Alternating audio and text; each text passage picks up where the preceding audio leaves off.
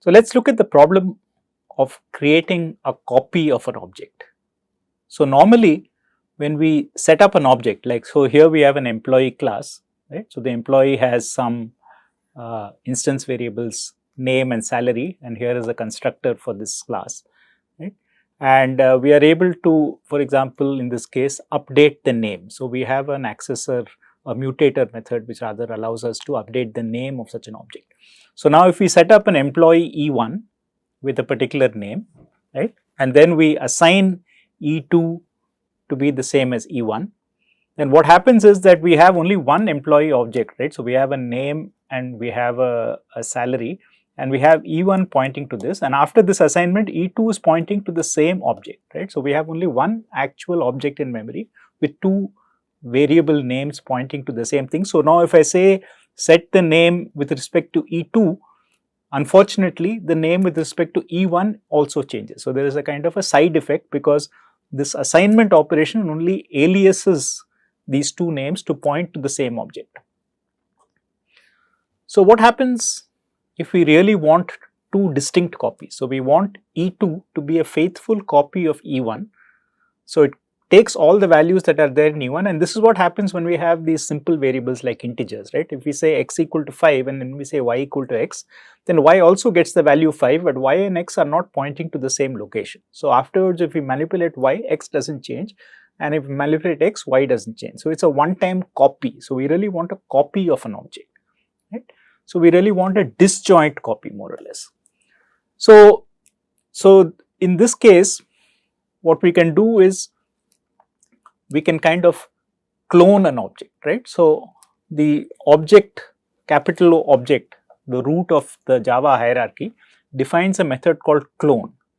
And if you apply clone, then what happens is that you get the effect that we desired, which is, so the most obvious way to do this is if E1 is pointing to something, then we just copy whatever is there into a fresh piece of memory with the same size and make E2 point to that instead, right? So we return what's called a bitwise copy, right? So bit by bit we copy E1 into something new and then we make E2 point to it. So now E2 is now referring to a physically different location in memory. So if E2 sets the name of its copy, the copy referred to by E1 is independent and does not change, right? So this is really what we want to achieve. So this is the clone method. So why do we want to create a bitwise copy?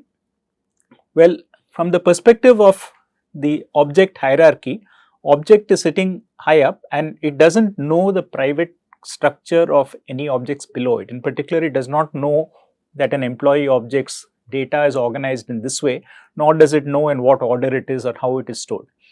So really there is no meaningful way. So the correct way to do it perhaps is to construct a new object of type employee and populate it with the same instance variables as the original one, because after all the state of an object is determined by the values of the instance variables. So if you can create a new object which has the same instance variables and you copy the state one by one, then you will get a new copy of that object. But we can't do it in that kind of elaborate way because we don't really know how these things are manipulated. So we can't necessarily extract all parts of the state and constitute it. So this bitwise copy is the only way that object as a clone method provided in general can work, right? It cannot create an object from scratch, so to speak. It has to just take it and make a faithful copy of it. So this seems harmless enough. So why is this not just a simple thing that we accept and move along with? So why do we need to discuss this clone method at all beyond this bitwise copy? So let's suppose this employee class is a slightly more elaborate class, and now in addition to the name and the salary, it also includes an instance variable which is of type date. So date now is slightly different from string and double, because string and double, these are both what we could call immutable values, right? So if you can't really update them without destroying them. But date is itself now another object. So suppose we have a function update, right, which allows us to take a date. So a date presumably somehow records inside it the day, month and year. So suppose update allows us to take an existing date and just change the values of day, month and year to this argument. So we have a an update function which is available inside date, which takes 3 arguments and internally changes. So, it does not change the object, it changes the state of the object. Right. So, this is now in the employee class, just like we can set the name, we can set the birthday, right, by providing the set birthday command inside the employee class with 3 arguments, which in turn calls the date class birthday update with these 3 arguments. So, now if we make a bitwise copy, then in this bitwise copy, right, so remember that we have the name, we have the salary, and then we have the birthday, right, and here we will now make a copy. So, this is E1, this is E2, and here we again have a name, a salary and a birthday, but the problem is that these are actually not here, right. So, this is the birthday of E1, and now the bitwise copy points to the same copy of the birthday as in E1. So, if in E2 I set the name, there is no problem because the name is distinct because I made a bitwise copy. But if I go through E2 and set the birthday, it is going to set the same birthday. So, therefore, the E1 birthday is also going to change. So, the real problem with now bitwise copy is that it cannot faithfully make sure that the embedded objects are also copied bitwise, because we do not really know what these, remember the whole problem is that object does not know the structure of this representation of this employee object. So, it does not know which parts of it are the name, which parts are the salary, which part is a reference to the birthday. So, it just faithfully copies all the bits. So, it copies in the process the correct value of the name and the salary, but it also copies a reference, that is a memory location in some sense, of the birthday object that represents the birthday, and the same memory location is now shared between the two, right. So, this is now referred to normally in the programming language literature as a shallow copy.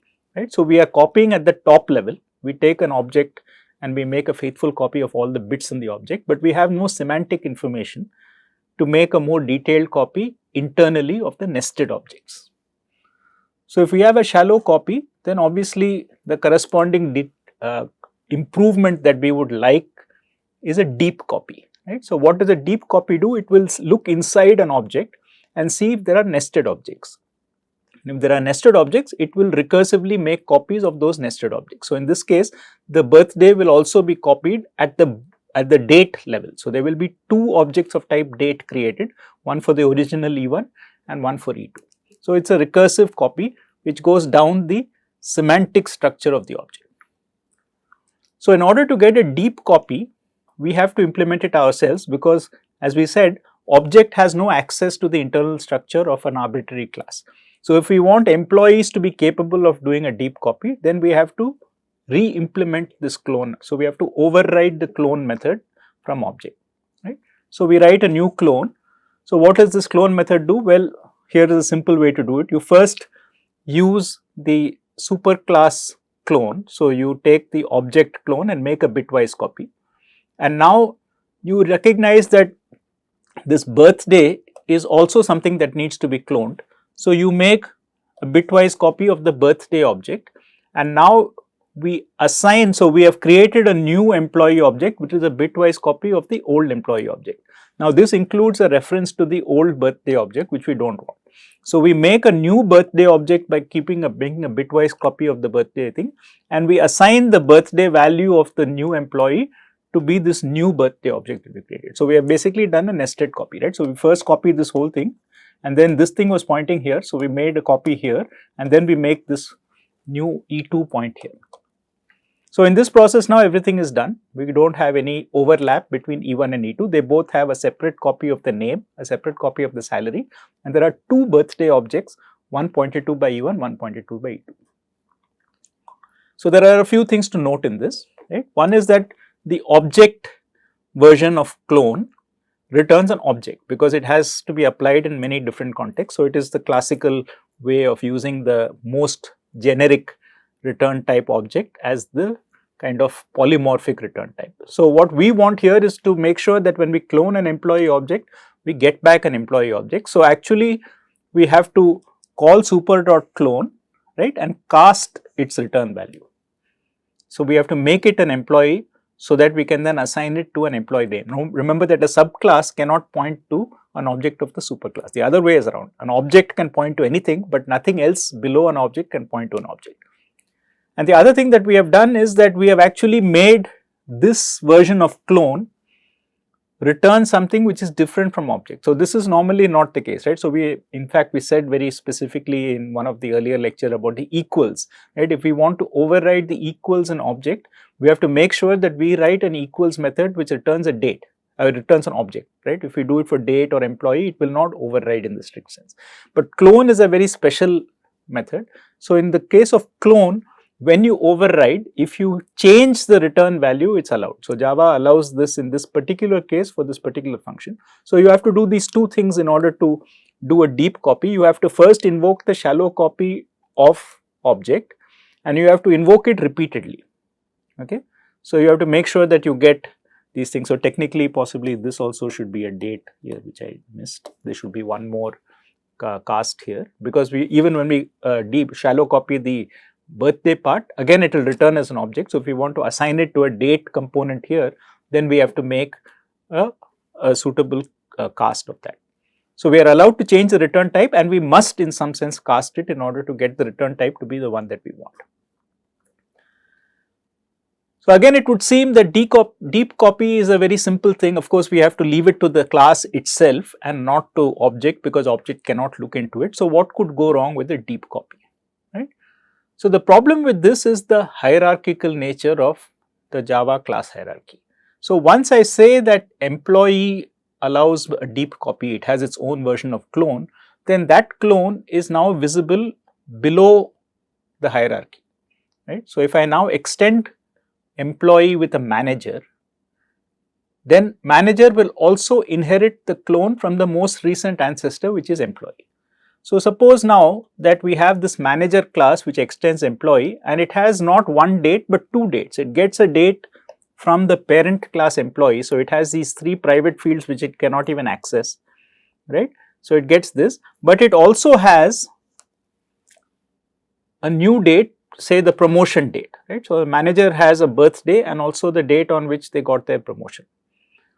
So, now the problem is that if I invoke an employee copy on this, it will do a shallow copy of the whole object, then it will correctly assign a shallow copy of date in the new object. So, it has a new birthday, but it has no knowledge that there are subclasses like manager which have other objects below it which need also to be deep copied, right. So, the manager will inherit the clone from employee and there is no obligation for manager to do this again, right. So, if the class manager inherits this clone and it does not override clone with a better deep copy clone which uses the object, the clone of employee, and then in addition also deep copies this promo date, then we will have something where we end up with a shallow copy of the promotion date. So, therefore, if I have two managers now and I make a copy, if I have one manager and I make a copy of that manager, then the second manager will have an independent name, an independent salary, an independent birthday, but will share the joining date with the original one. So, now if I update the joining date of one manager, it will update the other. So, we are back to the same problem of shallow copy. And the problem here is there is no way for employee to know that this is wrong and there is no obligation for manager to fix this, because manager does inherit this clone, okay, which is from employee, and therefore it does a partial deep copy. So, all these examples suggest that cloning is not a very straightforward operation. So, shallow copy on its own has this aliasing problem, but deep copy is not necessarily a solution to the problem, because if the subclasses do not understand that deep copy is working in a particular way and do not re-implement it, then you could have a deep copy which leaves some things intact but allows other things to be aliased. So, as a result of these complications with cloning, what Java does is it makes it difficult to clone. In some sense, it puts some restrictions on the use of clone, so that a programmer who is using clone is aware that they are embarking on something which is potentially difficult to implement and could have unexpected consequences. So, what are these restrictions, right? So, the first restriction is that a class that uses clone, which allows clone to be done on its objects, must indicate this by implementing this interface called clonable, right.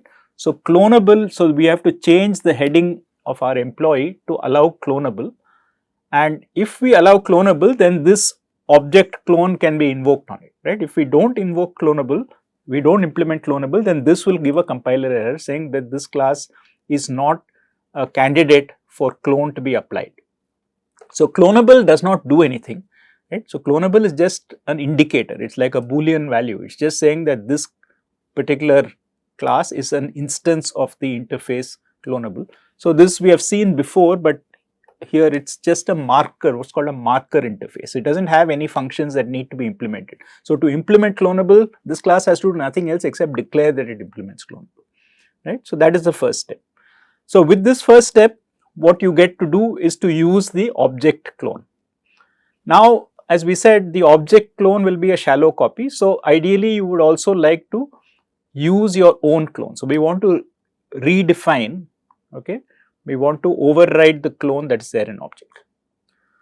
So in order to make sure that this is done in a sensible way, object actually defines clone to be protected. So remember that protected normally says that it is visible only within the hierarchy. So only something which belongs to that class or is in the inherits from that class by extending it can invoke that thing. So it's private within the tree rooted at a class.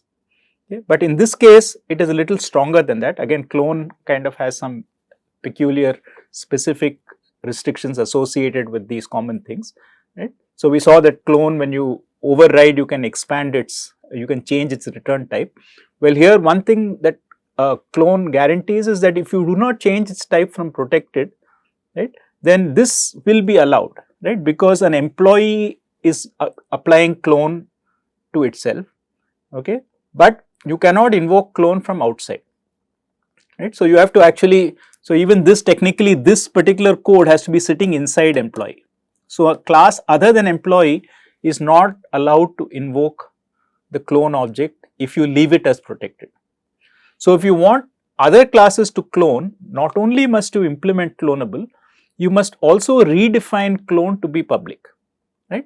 So at a simple level, you can just redefine it to be public and make the effect of clone just super clone, right. So you can just say public whatever clone,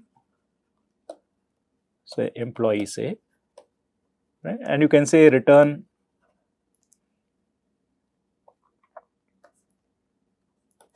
a cast version of the object clone, right. So this really does not change the meaning of clone, it is still the shallow copy, but you have made it public, so other classes can invoke clone on objects of type employee, and these other classes will get back not an object but an employee, right. So expanding the visibility is allowed. And the last thing is that remember that we are checking this clonable, right.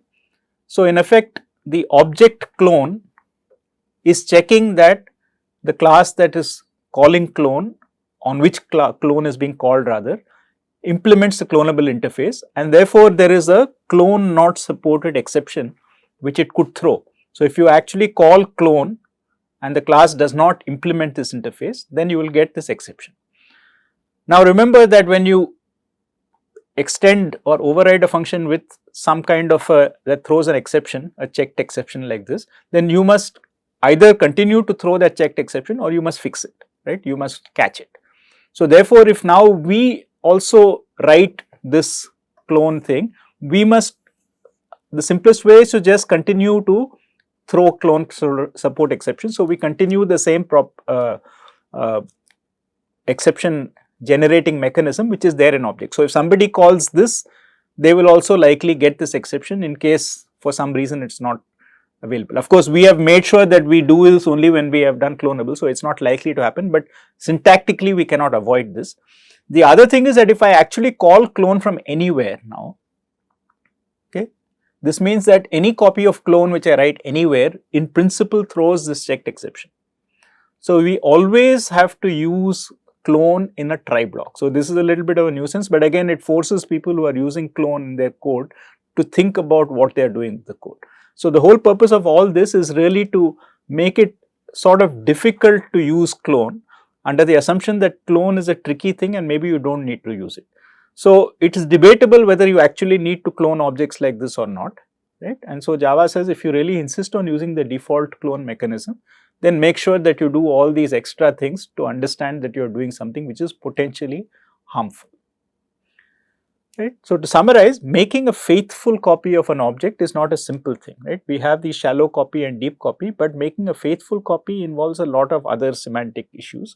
So, Java provides this shallow copy through a function called clone an object, and if you do a shallow copy, of course, the problem with that is that if there are nested objects, then you will end up having an alias at that level. So, even at the top level, you will disambiguate the instance variables, you will get two copies of every instance variable.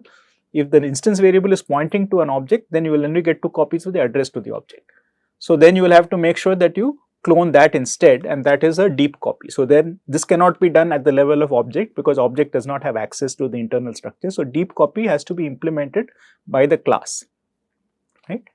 But now if you implement deep copy at the class level, we saw like if employee has deep copy and manager extends employee and manager adds more of these nested object type instance variables, then the employee deep copy will not work for those. So, therefore, inheritance can still create problems with deep copy. And so, to force programmers to consciously think about these subtleties, Java has put in these checks about using clone. So, one of them is that it must explicitly implement this marker interface clonable. So, if you want to allow objects of a particular class to be cloned by anybody, including itself, you must implement this marker interface. So, this marker interface just says that you are aware. It's like signing a disclaimer. I am aware that this clone can be applied on this. It doesn't have any other obligations except to just make this declaration, right? And then the original method clone is protected. So, I can actually invoke it only from within the class. So, only the class can clone itself. Nothing else can clone it if you leave it that way. So, then you have to expand the scope to public in order to let other classes use this clone method. And finally, there is this exception which checks for this interface being implemented, and that exception is thrown at the level of object. So, as you override it, you have to continue throwing the same exception or you have to catch it, right. So, there is this further extra thing about this exception handling which comes in, and it also means that typically when you invoke clone in your code, you cannot invoke it just as a function call because it has the potential to throw this exception. So, you must put it into a try block and do something with that. Okay. So, these are all these checks and balances that Java puts to make clonable somewhat problematic to use, so that the programmer using clonable uses it with discretion.